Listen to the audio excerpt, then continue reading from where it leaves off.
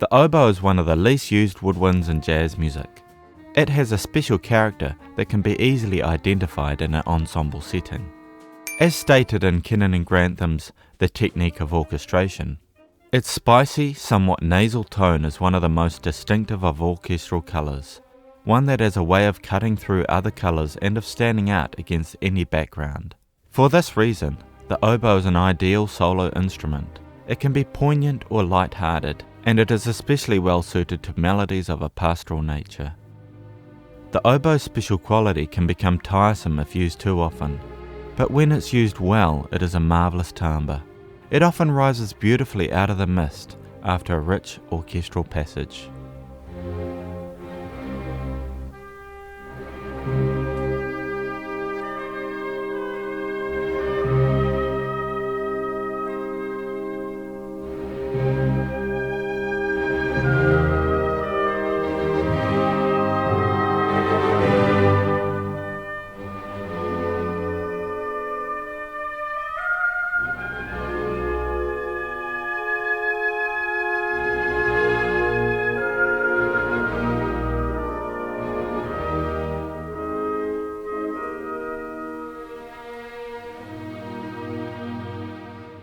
There aren't any solo passages for oboe in Gill's music that I know of, so I'll start this video with examples where the oboe's spicy tone is utilised, and then follow on with examples where the oboe is used in a blend with other timbres.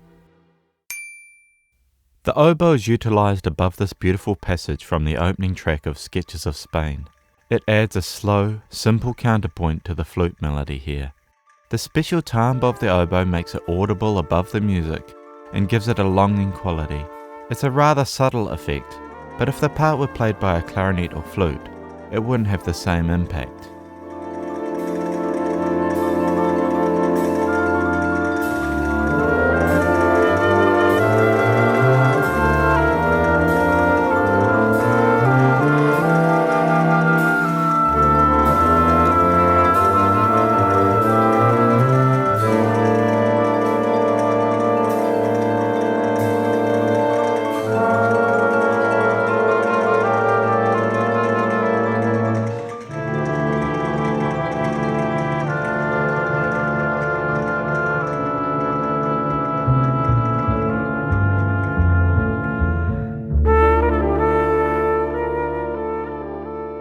There are quite a few elements at play in this example. 1. We've got Miles's trumpet and solo. 2. The transition from a stop time to a 4-feel. And 3. The oboe and flute melody and the horn trombone backings. Above all of this, the oboe can be heard clearly rising up and out of the texture, even though the backings are marked at forte and Miles is soloing over the top of it all.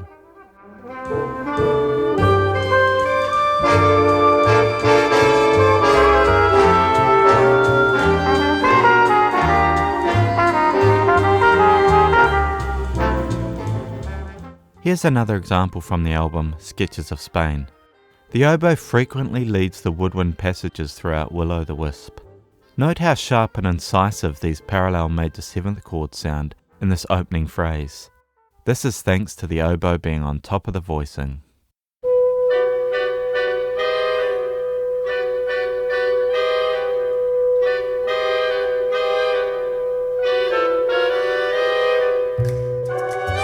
When the oboe is used in ensemble passages, consideration of its positioning is required so that the oboe does not dominate the timbre.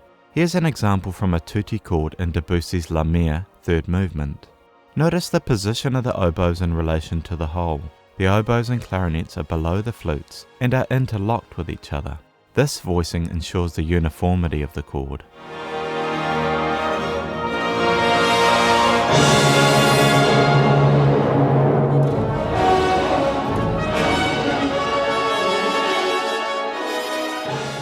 Gill follows Debussy's example and nestles the oboes nicely in between the clarinet and flutes.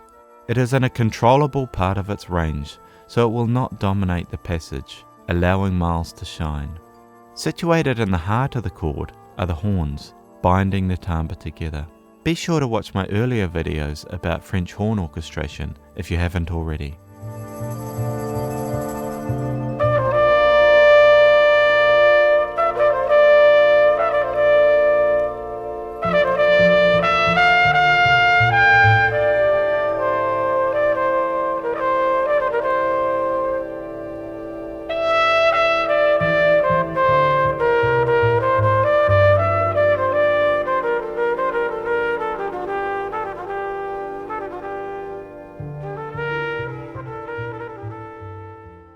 Thanks for tuning in.